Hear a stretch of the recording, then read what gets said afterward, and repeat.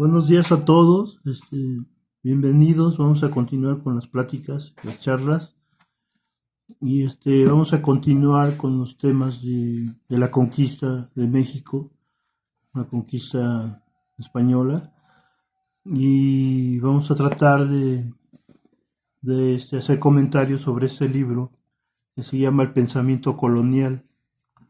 Es un libro editado por la Universidad Autónoma de Puebla, del Instituto de Ciencias Sociales y Humanidades. El autor es Fernando Matamoros Ponce. Y los prefacios de este libro los hace Malcolm Lowy y Francisco Gómez Carpinteiro. Entonces el libro vamos a tratar de hacer comentarios un poco para darlo a difundir, ¿no? Sí, vale. Sí, mira, muy buenos días, tengan todas y todos ustedes. Gracias por acompañarnos en esta transmisión de comentarios culturales y de análisis, en este caso de tipo antropológico. Aunque se abren otras vías de interpretación, de una lectura múltiple acerca de este libro que cita Pepe. Bueno, lo más importante es que en estos momentos tenemos que citar, que contextualizar. Es decir, hay un momento histórico siempre especial en la vida de las sociedades. Y el de México es uno, el que está viviendo es uno muy especial. Ha habido terribles contradicciones, errores que ha cometido el régimen político actual sobre los hechos históricos. Se han deformado totalmente. Bueno, todo está, digamos, definido, explicado a través de la solicitud de nacionalidad española de la señora Beatriz Gutiérrez Müller, que esposa del expresidente López Obrador. Sin embargo, esta solicitud, más allá de su polémica y más allá, pues obviamente, de la dimensión controversial que ha desatado, porque la señora fue la autora intelectual, la guía política en este sentido, del expresidente López Obrador para que éste se viera motivado a pedir perdón a la monarquía española. Y bueno, dije contradicción y una incongruencia total de esta señora que es doctora en historia y que primero pujó hacia una solicitud que incluso llevó al expresidente a declarar una pausa de relaciones con España, una pausa, una figura que no existe en la Constitución mexicana ni en ningún otro tratado internacional. No se pueden pausar. Las relaciones diplomáticas de un país a otro no se pueden pausar. O se suspenden, se cancelan definitivamente, o se renuevan, se continúan, pero no se pueden pausar. A ese grado llegó, digamos, esta solicitud tan muy limitada en lo intelectual planteada. Entonces nosotros tenemos que revisar todos estos hechos, todos estos acontecimientos, porque ahora, bueno, ¿qué va a pasar? La presidenta actual, la doctora Claudia Sheinbaum, se verá en la imperiosa necesidad de ¿qué? De retirar esa solicitud de perdón al monarca español Felipe VI. La cancelará, digo, porque ante la obviedad de su confusión, pues va a dar pie a muchos contrasentidos. De hecho, ya los está dando. Y nosotros, pues, desde una perspectiva crítica, analítica, como lectores, pues queremos realmente llevar, digamos, hoy el comentario nuestro pues hacia una plática, una apertura abierta con todos ustedes. No tratamos de convencerlos de nada, pero sí simplemente de que entre todos podamos ver de manera totalmente desnudo la realidad política y la realidad histórica. Se obvia, obviamente, la participación de los pueblos indígenas, a los cuales nunca se les toma parecer a nivel de cúpula del poder, nunca. se nos engaña con demagogia que los indígenas están en el centro de las políticas públicas institucionales. Mas, sin embargo, las masacres, los desplazamientos, los despojos de nuestras comunidades indígenas siguen sucediendo. Entonces, bueno, pues nosotros tenemos que tocar este tema desde otra perspectiva. Y la antropología, en este caso de carácter marxista, como es la de el antropólogo Matamoros, nos ofrece un análisis muy realista, muy objetivo, muy claro de lo que pasó a partir de la conquista, que él plantea junto con Michael Lowy, otro marxista antropólogo brasileño, biógrafo de Franz Kafka, quienes subrayan que la acumulación originaria del capital en el continente americano empezó a raíz de la conquista en México. O sea, el saqueo de recursos naturales, de los minerales más caros y lujosos o productivos, que eran el oro y la plata, fueron saqueados, como ya lo hemos dicho en otros programas, de Zacatecas y de las minas de San Luis Potosí, como de las minas, los ricos yacimientos que incluso superan a México, que son las minas de Perú, de la cultura andina, de esa región del continente. Esa es la primera acumulación originaria que hacen para después mandarlas desde acá, tanto Pizarro en Perú como Cortés en México, a Carlos V y a Felipe II para seguir costeando sus guerras imperialistas, sus lujos como imperio, digo, lujos afrentosos para la muerte, la agonía y la pobreza y la miseria de nuestros indígenas. Entonces, esto hay que contextualizarlo. Y este libro, que a mí me parece uno de los más importantes de la antropología mexicana, que se ha escrito, repito, en este ámbito histórico hasta hoy, muy fundamental, todas las aportaciones que hace Matamoros y Lowy en el estudio, repito, de la realidad latinoamericana, centroamericana, sudamericana, a favor de los pueblos originarios, a los cuales siempre hay que estar apoyando moral, intelectual y políticamente, porque su situación de verdad ya es insoportable y en México no se ha hecho absolutamente nada a favor de ellos. De esto vamos a hablar, Pepe. Sí, maestro. Pues son pocos los historiadores que tratan de escribir la historia a contrapelo, como lo quiere y lo difunde el pensador Walter Benjamin, que dice que él proponía escribir la historia a contrapelo. ¿Qué quiere decir? Y que ir en oposición a la historiografía oficial. O sea, pero son pocos aquellos historiadores que verdaderamente tratan de ir en oposición a la historia oficial. Entonces, este libro que hace rato les mencioné, el cual estamos haciendo comentarios, se me olvidó decirles que tiene un subtítulo que dice Conquista, Descubrimiento y Guerra de los Dioses en México. O sea, es curioso cómo el autor le pone esta frase, Guerra de los Dioses en México, ¿no? Porque toma elementos muy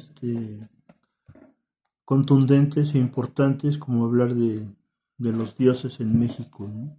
Entonces esa situación llama la atención, este subtítulo. Sí, mira, es claro desde mi perspectiva, desde luego muy modesta de carácter intelectual, pero en las últimas décadas, yo diría 3, 4 décadas, los estudios más importantes a la situación actual de México o anterior, y desde luego a nuestros días, repito, provienen de los antropólogos, no provienen de los escritores, de aquellos literatos que presumen mucho de conocer a fondo, por ejemplo, el mundo indígena. No lo saben.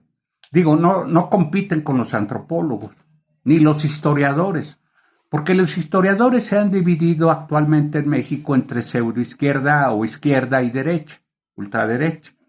De ahí no salen, están estancados, están empantanados. Y entonces ni los escritores, ni los historiadores, incluso con perdón de Pepe, que es sociólogo, ni los sociólogos han aportado tantos descubrimientos de carácter crítico sobre el desarrollo de la historia, como, repito, como los otros intelectuales que se dedican, que además también están divididos entre intelectuales orgánicos. Los intelectuales de izquierda de hoy están al servicio del poder gubernamental que nos gobierna. Y los de derecha, bueno, pues son los que están al margen, pero que también sirven desde sus trincheras periodísticas, mediáticas y de revistas a otro tipo de causa, a las causas de la iniciativa privada, rica, poderosa, burguesa en México. De ahí que esas fuerzas están polarizadas, pero no están resolviendo absolutamente nada. Yo no conozco de un intelectual, hay 2 o 3 que respeto mucho en México, pero no conozco a ningún intelectual que se haya atrevido, por ejemplo, a tomar las armas. Con esto no estoy proponiendo una tesis temeraria. Lo que quiero es describir cómo un intelectual, a partir de su conciencia de clase o su conciencia de raza, desarrolla su valor civil. Es decir, que está dispuesto a todo, con tal de que cambie ya este sistema de injusticia y de oprobio social.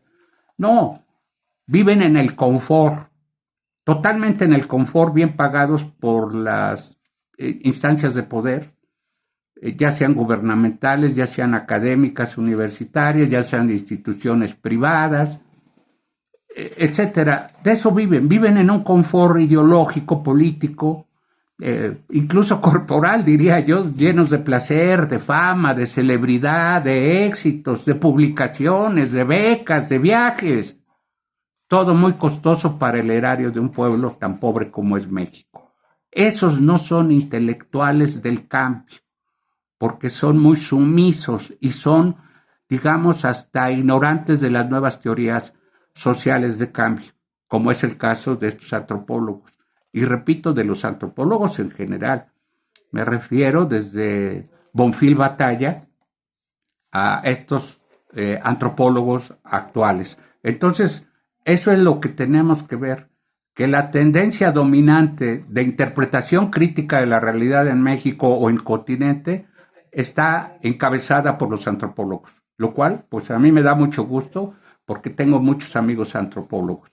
Claro, no todos son marxistas, pero tengo muchos amigos que para mí son muy respetables, tanto antropólogos como arqueólogos, que creo que son los que están trabajando a ras de tierra o abajo de la tierra por recuperar algunas piezas, pero piezas antiguas que están enterradas, que han sido enterradas durante siglos desde la conquista y que tienen un significado totalmente renovador y que tienen un sentido de vida porque nuestras culturas latinoamericanas, como dice el título del libro y como subraya Pepe, son nuestros dioses los que están también combatiendo, aunque no los veamos, pero ahorita podemos hablar de eso, cómo están combatiendo nuestros dioses paganos todavía.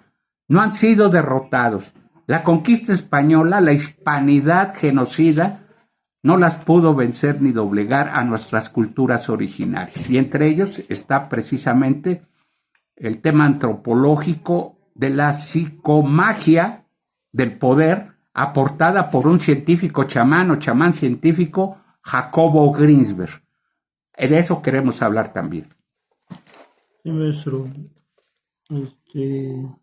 Pues en el libro que mencionamos, en la página 36, viene un fragmento que dice: las ciencias sociales nunca están en posición de exterioridad o neutralidad en relación con los objetos que estudian. Los investigadores, profesores, estudiantes que tienen por objetivo de producir, difundir y apropiarse de los conocimientos relativos al racismo nunca les son indiferentes.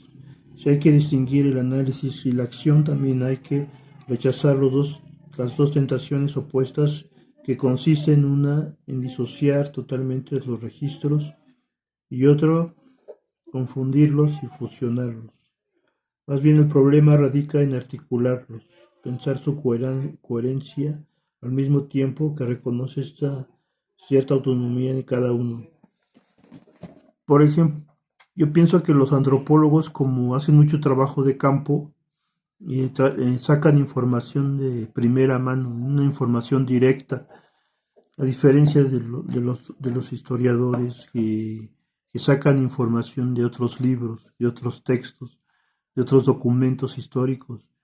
Pero los antropólogos están en los Conviven, espacios de observar, ¿no? sí, Así conviven es, con las sí, comunidades. sí, Sí, sí, y reconocen sus tradiciones, costumbres y mitos, vida frugal, estructura social de primera mano. O sea, están entrevistando, viviendo con toda esta gente en medio de la pobreza y de las carencias. Ellos van hacia allá. Entonces es muy importante lo que tú señalas, porque, repito, los antropólogos son los que nos han aportado. Fuera de, repito, de los egocentristas literatos, escritores que creen que están descubriendo el hilo negro nuevamente o la Coca-Cola tibia, pero no, realmente no corresponde a ellos ni a los historiadores, porque los historiadores se han convertido en personajes light, personajes, repito, al uso de otros intereses espurios que no son lo de nuestras comunidades originalmente. Si no, no tuviéramos una guerrilla latente en Chiapas o en Bolivia o en Colombia. O sea, hay todavía resistencia indígena, lucha indígena, que eso es lo que es importante apoyar, rescatar y comentar. No nos interesa, repito, el medio de glamuroso de que están rodeados nuestros escritores, historiadores, ¿no? Porque como dice Pepe, ellos se van a los documentos de archivo o a algunos libros, etcétera, a la consulta de alguna vaca sagrada, pero no están en el epicentro de que se detonan muchísimas circunstancias históricas. Entonces, Pepe, eso es muy sí, importante. maestro. También, mm, No lo puedo. sí, pues, siempre, parece que tenemos la idea de que los antropólogos, aunque sí es ese trabajo que realizan de ir al campo, a las comunidades, rurales, a los pueblos, a ver, su cultura y sus tradiciones, pero también sabemos que hay antropólogos que estudian las ciudades, o sea, la antropología urbana, ¿no?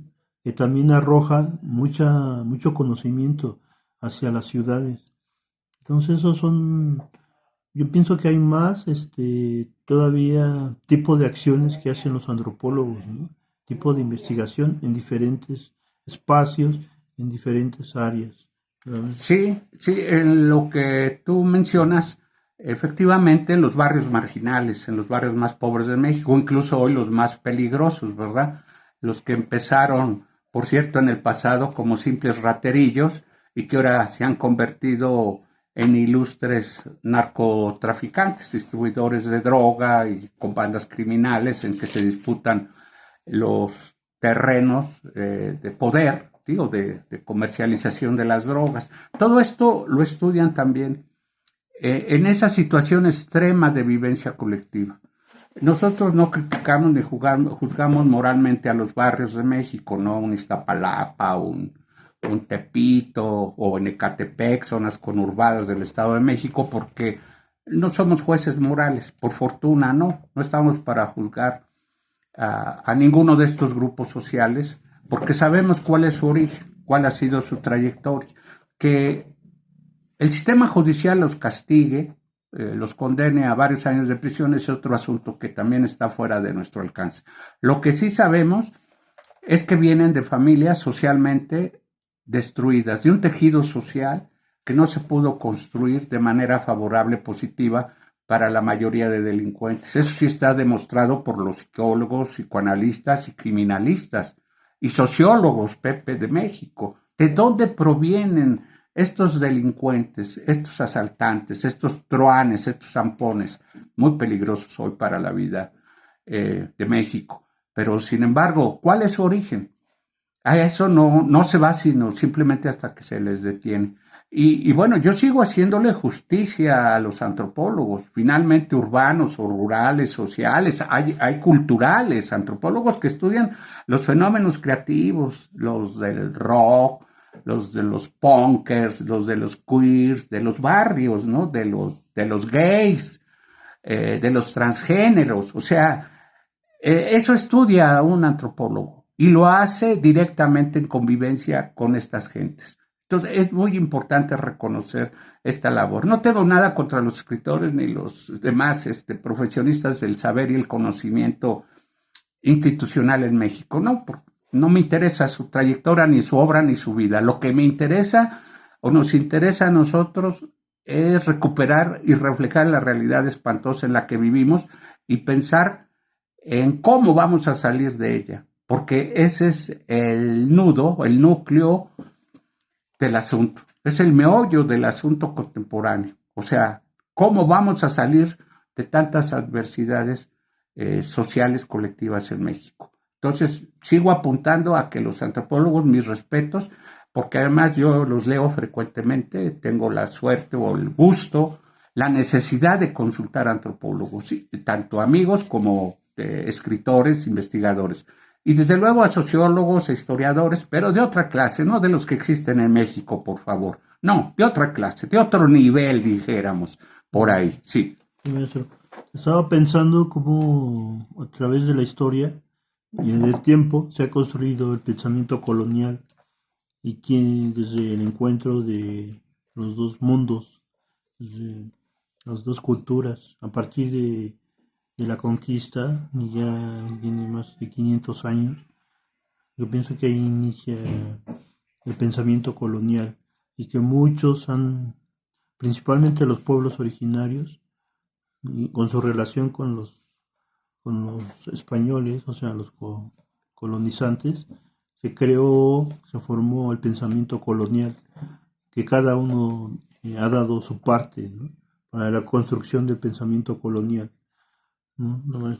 Sí, pues desde hace décadas, incluso uno de los artífices mayores del pensamiento decolonial ha sido Enrique Dulce, el historiador, el intelectual argentino, radicado, nacionalizado mexicano. También recuerdo a De Souza, un portugués muy importante de la Universidad de Oporto. Y hay muchos más. Y bueno, pues ellos, en el caso de Dussel, pues se inclinó mucho por la teología, o sea, por la redención cristiana, casi católica, de las razas indígenas, de los pueblos. Cosa que pues no funcionó porque tuvo una prohibición tajante de parte del Vaticano, de un papa que lo paró, lo detuvo, porque bueno, no consideró que ese tipo de pensamiento contribuyera mucho al prestigio, entre comillas, liberador que tiene el Vaticano desde hace siglos. Definitivamente no. Entonces, además de que Dussel, pues se alió o se afilió, mejor dicho, al poder gubernamental del sexenio pasado morenista y bueno, pues ya murió, ya no pudo continuar, fue rector de la dichosa Universidad del Bienestar, por llamarle de alguna manera, ¿verdad? Pero sin embargo, yo creo que Dussel nos quedó a sus lectores a deber, pero es uno de los autores importantes que explica el poder que tuvo en la construcción colonial, como dice Pepe, el logocentrismo europeo, el conocimiento del capitalismo, ¿no?, del capitalismo propiamente dicho.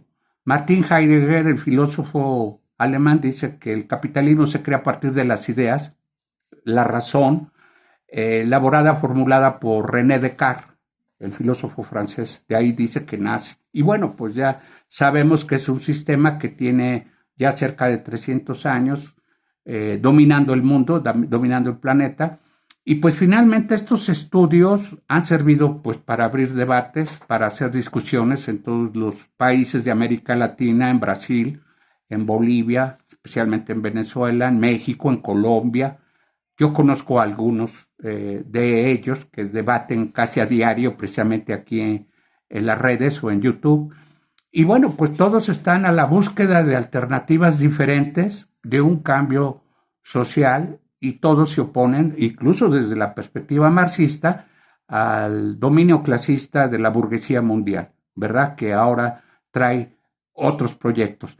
Pero ahorita que me ceda la palabra de nuevo Pepe para que él haga su comentario respectivo, voy a hablar precisamente de chamanismo indígena y en especial del caso de Jacobo Grinsberg, que es un caso de verdad excepcional, a nivel de un genio mundial universal. De este gran mexicano que fue secuestrado por la CIA y el FBI, voy a hablar y de sus teorías. Sí. Pues yo creo, maestro, que el pensamiento colonial tiene un valor muy grande, tanto que se ha reflejado en sus personajes. Por ejemplo, para poner un ejemplo, el Papa Francisco, que fue un papa de América Latina, argentino, yo creo que llevó consigo el pensamiento colonial. O sea, me refiero a la resistencia, a la lucha, al estar cerca de las comunidades, de los pueblos, de la gente, de ese pensamiento que deriva del análisis de ese de ese encuentro, ¿no? De dos pueblos. Entonces pienso que Papa Francisco, llegando al Vaticano, llevó consigo todo esa historia de América Latina que fue un poco mal visto, entre comillas, ¿no? Y que le hicieron un poco la vida un poco difícil ahí en el Vaticano, pero que él no perdió sus criterios, ¿no? Sino que los puso y los llevó a cabo, ¿no? Aunque hubo una oposición grande dentro de la curia romana hacia el Papa Francisco, pero él representó todo la lucha de América Latina en la iglesia. Sí, de hecho, a este pensamiento, digamos, religioso de carácter liberal, pues muy formal, porque pues un papa no tiene tanto poder en el mundo, digo, en un mundo global en que dominan los imperios, o sea, hay un dominio tripartita, Estados Unidos, China y Rusia actualmente, más temprano que tarde se va a sumar la India. Sin embargo, la formación jesuita es de formación marxista. La principal biblioteca, la más grande que usted pueda buscar y localizar sobre libros de Marx o sobre Marx, o hechos, perdón, escritos por Marx, pero todos los miles de libros que se han escrito desde hace más de 150 años sobre Carlos Marx, están en el Vaticano. En una biblioteca que está en un área especial, en uno de los patios de los edificios, con todos los libros escritos sobre Marx y que han estudiado los jesuitas. De ahí se derivan las guerrillas en el mundo, desde en parte la de Chiapas, la del Salvador, la de Colombia, donde aparecieron los religiosos guerrilleros de formación jesuita. Bueno, incluso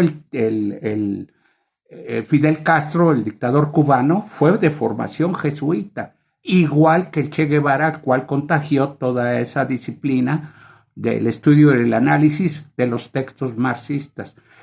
Más sin embargo, y digo, sumo, digamos, a pensadores también brasileños muy importantes en la lucha por educar y crear una nueva conciencia de raza y de clase, pues a Tetonio dos Santos, un gran sociólogo, y a otro que es Paulo Freire en el campo de la educación, que él pues ha propuesto en sus libros a un estudiante, a un niño crítico, no a un niño sometido a un aprendizaje que reproduce la ideología dominante del Estado y de la burguesía, no, una educación liberadora. Entonces son dos brasileños que sumados a otros pues han aportado mucho al pensamiento de deconstrucción del pensamiento colonial. Y entre ellos está Jacobo Grinsberg con su libro Psicofisiología del Poder. ¿Qué significa este título? Bueno, de hecho trae un subtítulo, pero menciono el primero. Psicofisiología del Poder. Jacobo Grinsberg fue un chamán convencido. Escribió un libro que se llama La historia del chamanismo en México, porque se dedicó muchos años de su vida a entrevistar brujos, hechiceros, magos, curanderos de todos los pueblos y las tribus del país. Después de que fue curado por Pachita, la señora Rita Guerrero, de una enfermedad casi terminal, ella lo curó en cuestión de instantes. Entonces, él se convenció de que había otro poder, otra dimensión, más allá de la dimensión cotidiana que nosotros vivimos y asumimos como tal. De tal modo que Jacobo Grinsberg se convirtió en chamán, anotó y practicó con su maestra. Y entonces llegó al pleno conocimiento, él siendo un científico con doctorado, con reconocimientos internacionales. Él era un convencido de la filosofía hindú, viajó a la India para estudiar y aprender la filosofía de este inmenso y gran país que es la cultura hindú, y también practicó los estudios taoístas, el yoga, pero todo este conocimiento del espíritu interior del hombre, de los aspectos interiores de la mente del hombre, él los asocia a la ciencia, porque él fue el descubridor de la telepatía, la comunicación a distancia entre dos personas, por medio de ciertos electrodos colocados en el cerebro y que envían señales a distancia de un edificio separado a determinados metros o kilómetros de distancia, y se comunicaban las dos personas desde su laboratorio de la UNAM a otro edificio lejano que está en Ciudad Universitaria. Se comunicaban mentalmente, se oían, dialogaban. El descubridor de la telepatía moderna es Jacobo Grinsberg. Por eso lo secuestró la CIA y el FBI, porque lo vieron como una amenaza, según ellos, a la seguridad nacional. Vuelvo, psicofisiología del poder. ¿Qué significa? Psico, psique, mente. Fisiología, funcionamiento de la mente. ¿De qué? Del poder. El poder construye sus propias ideas, sus propios proyectos, sus propias tesis o hipótesis, el poder político. Por eso es que va a la cultura maya, a Palenque, y se sube y estudia ahí la casa de reposo y de reflexión de meditación de uno de los reyes príncipes mayas en Palenque. Una recámara que tiene hasta la fecha cuatro ventanas abiertas, que recibe el viento día y noche, de los 4 puntos cardinales. Pero el viento es tomado como una energía especial que influye en el ánimo, en el espíritu, en el cerebro, o influía de este rey. Y entonces él era un iniciado por la energía cósmica. Él tenía revelaciones, parusías, o sea, epifanías, en que él podía ver el futuro a través de esta energía cósmica que se cruzaba por atrás, por el frente y por los lados de su cerebro. Bueno, esto lo estudió a fondo, la naturaleza y el efecto del viento puro en el cerebro desde el cielo, desde la luna, desde el sol. Entonces, esta transformación neuronal sufrida por el rey de Palenque, ahí él descubre también que esto es lo que le hacía un gobernante pacífico, muy inteligente, muy despierto, y además con una armonía espiritual, con un sentido de convivencia y de respeto con su comunidad. Ese era el efecto, ese era el objetivo de esos efectos.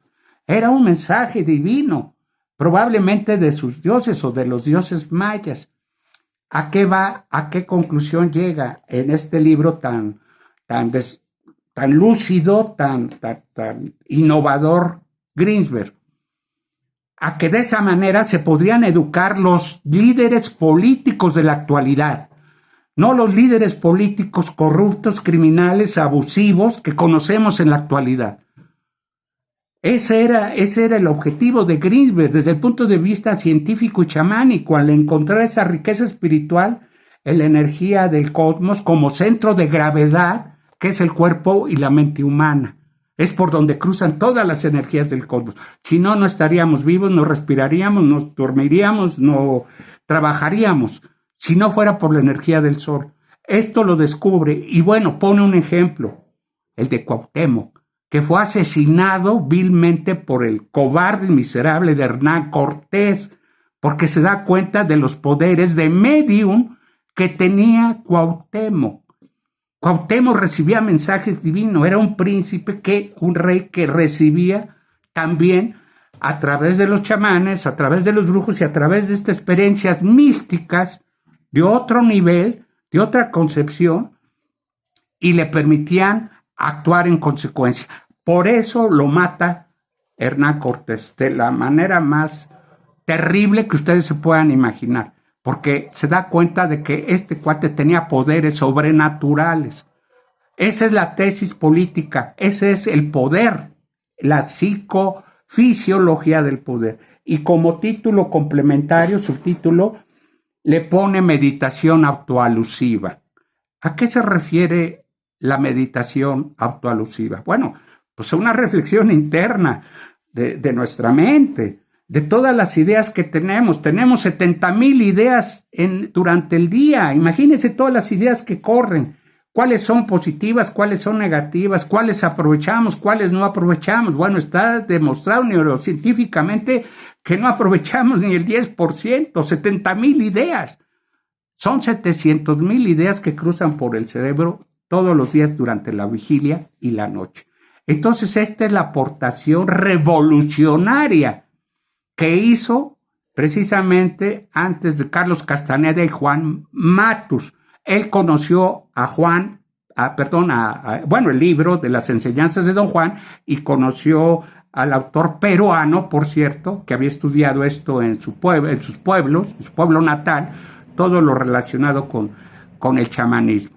Y esto va, créanme, que mucho más lejos de lo que ustedes se puedan imaginar. Son 30, 40 años que nos secuestraron al noble, a este investigador tan aplicado, era un genio Greensberg, y bueno, pues hay que lamentarlo todavía porque Estados Unidos nos despojó de uno de los más grandes genios que ha tenido nuestro país, Jacobo Greensberg. Maestro, tocando el tema de la telepatía que usted mencionó, maestro, yo recuerdo algunos comentarios que hicieron algunas personas sobre la telepatía, que hablaba del futuro, o sea, que cuando pase, no sé, ahorita estamos en el 2025, cuando pasen unos 2000 años más, o 2000 años más, cuando pase más tiempo, el ser humano se va a transformar.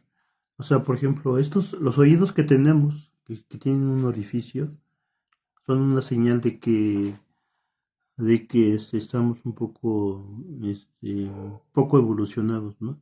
Porque con respecto a la telepatía, en el futuro ya no va necesario escuchar ni hablar, y nada más nos vamos a comunicar con los pensamientos. Esa es la telepatía. Y sí hay comentarios por ejemplo, de personas visionarias, o que han hecho esos comentarios de que ya no va a ser necesario los oídos o la boca, ¿no? O sea, con el tiempo, algunos indican que nuestros oídos se van a cerrar. O sea, y nada más con el pensamiento vamos a estar comunicándonos con el pensamiento, unos con otros, ¿no? Eso es algo sorprendente. Efectivamente, nuevamente tienes la razón, Pepe, en este sentido, que ojalá nos puedan entender claramente nuestros auditorio. Nosotros no estamos a la moda de nada, ni de las drogas, ni de la tecnología capitalista. No estamos inclinados por eso. Al contrario, estamos inclinados por los estudios que se puedan hacer de nuestras comunidades indígenas en el continente. Y el oído es un receptor de señales electromagnéticas. Si no, ustedes no me podrían escuchar, y luego a través de un aparato de telecomunicación también magnética, manejados desde la electrónica, desde un microchip, desde un device y de otros aditamentos que están conectados a las redes digitales, o en este caso a YouTube. O sea, es correcto lo que dice Pepe. Sí, no necesariamente nos vamos a convertir en zombies o nos vamos a convertir en nuevos alienígenas, no. Se trata de que el ser humano pueda evolucionar y ojalá se logre algún día lo que positivamente, noblemente proponía Jacobo Grinzberg también, ¿no? En que nuestros dichosos líderes a nivel mundial y mexicano, oigan, pues que algún día lo estudiaran o lo leyeran por lo menos, porque realmente uno lo que oye, los escándalos, las ofensas, los insultos todos los días en la Cámara de Senadores y en la Cámara de Diputados, realmente es un diálogo miserable, es un diálogo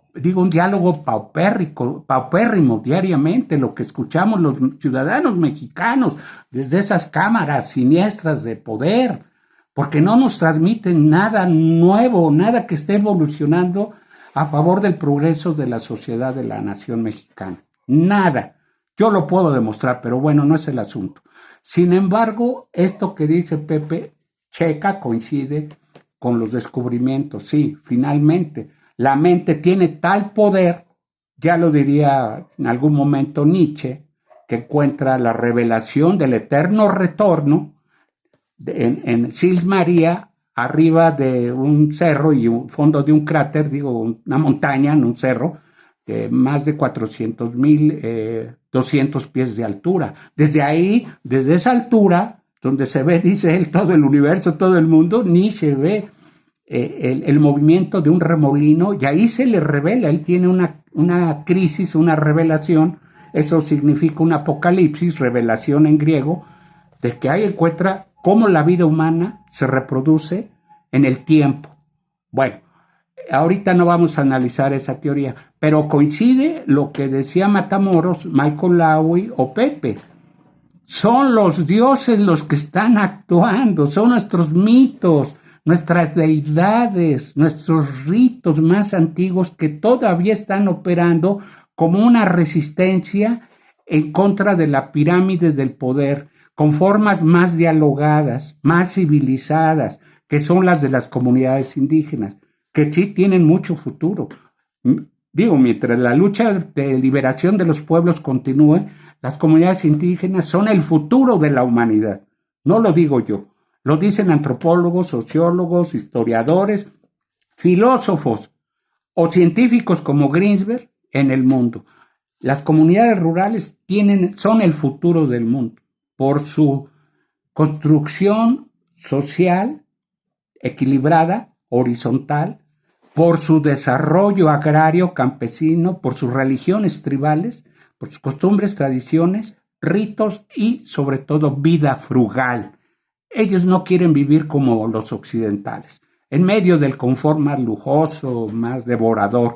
No, ellos quieren llevar a cabo una vida sencilla en todo el mundo. Por eso están luchando, digamos, las comunidades rurales en Haití, que están siendo masacradas todos los días por el capital norteamericano y por las bandas criminales que ya se regaron por todo el continente. Las de México llegan hasta Turquía, a New Jersey, a todos lados llega la mafia, en este caso sinaloense. Ya son un poder transnacional al cual tenemos, repito, que resistir, pero también proponer nuevos proyectos de vida comunitaria para poder salir de esta crisis global. Sí, pues vamos a dar por terminada la plática. No sé si quiere decir algo más el maestro, ya para cerrar la charla. Sí, nada más lo último, Pepe. La meditación autoalusiva que propone en el capítulo de su libro Jacobo Grinzberg habla de eso, de una reflexión crítica, de una meditación muy analítica, muy profunda con nuestra mente, con nuestros pensamientos. No tenemos otra arma principal, la mejor, más valiosa y hermosa que nos ha dado la naturaleza a los seres humanos, es la del pensamiento. pero el pensamiento creativo, constructivo, diría Nietzsche, el pensamiento artístico, un Dionisio que fuera una gran estrella que bailara con las estrellas en la noche. Ese pensamiento es el que tenemos que revisar y posicionar todos los días. ¿Qué podemos y debemos hacer desde nuestras trincheras y vivencias cotidianas de ciudadanos responsables con el destino de nuestro propio país, de nuestra niñez y juventud? Tenemos que hacer algo y eso es lo que nosotros aquí compartimos con ustedes. Ustedes ya dirán cuál es su decisión autónoma e independiente. Por lo tanto, nosotros les damos solamente las gracias por su fina y amable atención. Gracias, hasta luego. Nos agradecemos y hasta la próxima.